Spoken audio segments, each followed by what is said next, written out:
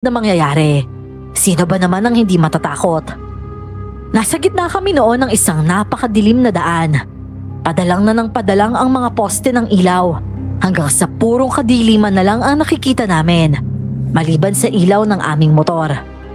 Nagdahan-dahan si Tio Carding para mag-ingat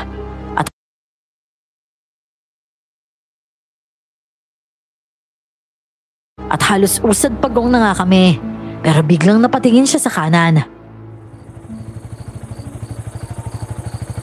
Oh, Chong, ano po meron? Teka, para kasi may narinig ako eh. Doon, sa kakahuyan. Ay, nakuyahan mo na. Kumabit ka. Bibilis ako ng takbo. Jason, huwag kang bibitaw ha!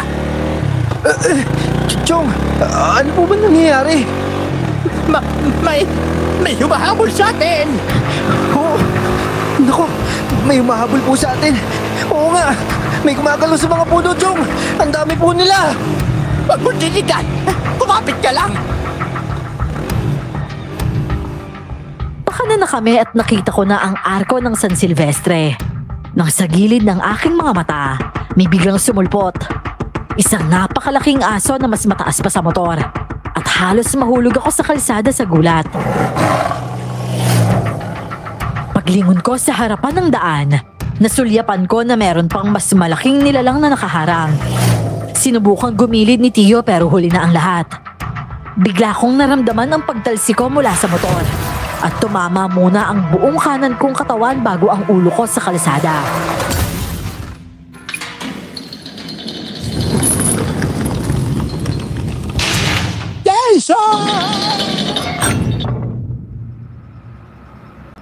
Jason? Huy!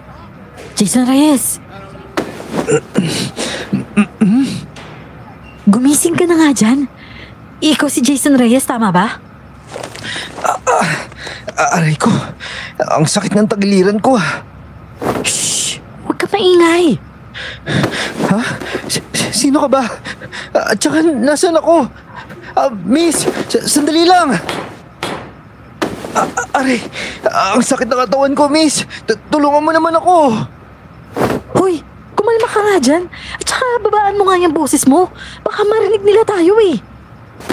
Ha? Diyos ko, sinong sila? Yung mga aswang way sinasabi mo? Si Chong Carding ko, nasaan siya?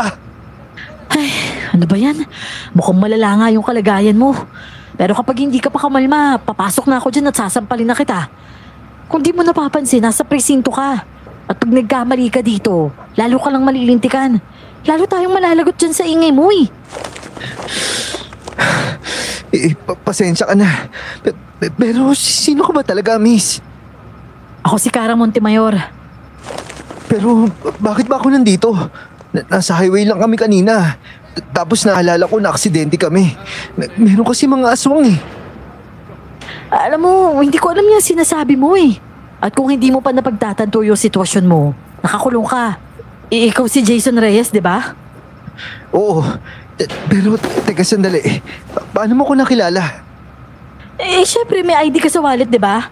Nakuha na nila lahat ng gamit mo. Pero hindi na importante yun. Ang kailangan mong intindihin, pinagbibintangan kang mamamatay tao. Pinagbibintangan kang hitman. Ano? Anong hitman ang sinasabi mo dyan? Ako?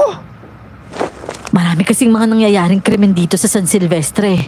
At ngayon, ikaw yung tinuturo ng mayor namin na nasa likod ng mga to. Mayor? Ano? Teka nga sandali. Ba't ako ba hindi niya? Kararating ko lang dito. Kahit tanong niya pa si Tio Carding. Teka nga, nasan ba siya? Nasa kabilang selda? Miss, parang hawa mo na. Kailangan ko siya makausap. May mga nakita kami sa highway. Pasensya ka na pero hindi ko alam eh. Ang sabi lang ng mga rumispondi sa highway, natagpuan na nila yung binatang hitman. At walang iba yun kundi ikaw. At yung tsuhin mo, kinakalungkot kong sabihin pero marami daw namatay sa highway eh. Mataas ang posibilidad na wala na siya. At ang sabi ni Mayor, ikaw na lang daw yung natira. Yung hitman daw. Naku, hindi. Diyos ko, binabangungot lang ba ako? Hindi to totoo. Hoy, ano ka ba naman, Reyes? Maghunos dili ka nga dyan. Walang magagawa yung pagwawala